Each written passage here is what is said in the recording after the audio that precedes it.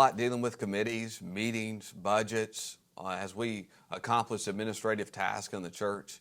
You may have a different leadership set up in your church, but the goal of this unit is to walk us through how we deal with people and bring people into making decisions in the local church.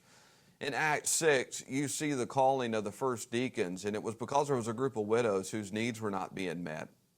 So our leadership structure for the administrative function should be sure we're not leaving anybody out in ministering to the people in our church and community. And so is there a group of people that is not being considered? And so you might have a benevolence committee to be sure that people's needs that fall on hard times in your community are being reached for the gospel and being discipled as well. You may have a ministry that requires a leadership team. I like leadership teams more than I like committees that do the work of the function of the church, but we are going to talk about some essentials committees that you need, like a finance team and a personnel and a budget. A budget committee that helps draft the budget each year, a finance committee that helps oversee the audit and how you're doing with stewardship, a personnel team that helps deal with staffing issues, a property team that helps deal with the actual church plant facilities, transportation. So we're going to walk through those this week. And so as you deal with committees, as Baptists, we subscribe to congregational or some democratic form of polity. Churches may not have monthly business meetings, many still do. Some have quarterly, but there's some aspect where the church elects officers of the church is involved in affirming the leaders for teaching and ministries in the church, like you nominate your small group leaders or you nominate your Sunday school teachers. There's some affirmation. In the Roman Catholic Church, it's more monarchical as far as how they rule. In the Episcopalian Church, the United Methodist Church, they walk through this model. In the Presbyterian, they have their model, which is the Presbyterian Church USA primarily. In congregational, though, is primarily ascribed to Southern Baptist churches. So you're going to look at the purposes of a committee. They provide information that assists the congregation in reaching final decisions or staff leadership. They provide through creative thought and through discussion. And so you're going to continue to walk through the purpose of a committee, and then you're going to walk through a standing committee, which is a committee that's formed for an ongoing purpose, a regular committee, which would be like a personnel committee. But then there's like a special committee, a committee that is formed to resolve a particular problem. Maybe it's a building committee because you're building a new building, and so it has a start time and end time. It's temporary, and it's not a permanent committee in your church.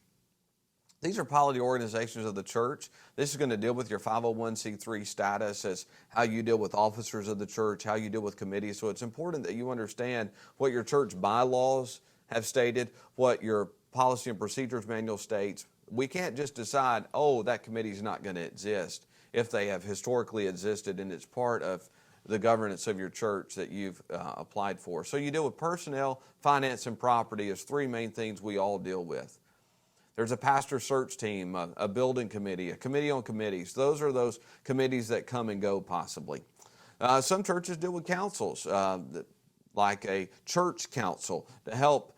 These are real common for churches that don't have staff to cover all the age group ministries. So the volunteer for preschool, the volunteer for children, volunteer for youth, all come together to be sure there's some cohesiveness in scheduling events and calendar and what you're doing in the work of the church. So your church may still have a council, and that's fine as you look at the work of the church. Every church is going to be different, but it's important you understand the difference between a committee, a council, and a ministry team.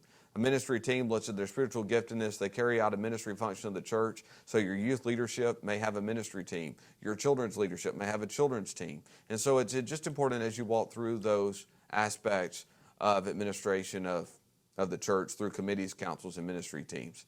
I know that's a lot of aspects that we don't like to deal with in the church, but let me just advise you, whether you're putting a team, a council, or a committee together, that you need to consider the leadership skills of the people you're considering, their human relation skills, how are they a team player, how do they get along with other people, what is their personal character, how do they communicate with other people, and so you need to consider communication skills, and you also need to think about their technical skills. Do they have expertise, gift, or ability? Say, for instance, on a building committee one time, I had a contractor within the church on the team, and it really helped us. On a property team, I had some guys that had some expertise in actually facility management, a plumber, an electrician, people that own companies in those or had a specific trade. Personnel, I had a guy who actually did HR for a company on a personnel team. So there's an accountant that helped us in the finance team. But it's very important when you consider those guys, you don't just look at their technical skills. You need to go back to their relationships, leadership skills, their human relation skills. And also, I'll look at their spiritual skills. Who they are in Christ, because not everybody understands their business world from a ministry mindset. So just be sure that you walk through that and provide people training for the role you recruit them for, whether it's a committee, a council, or a ministry team. Hope you have a great week.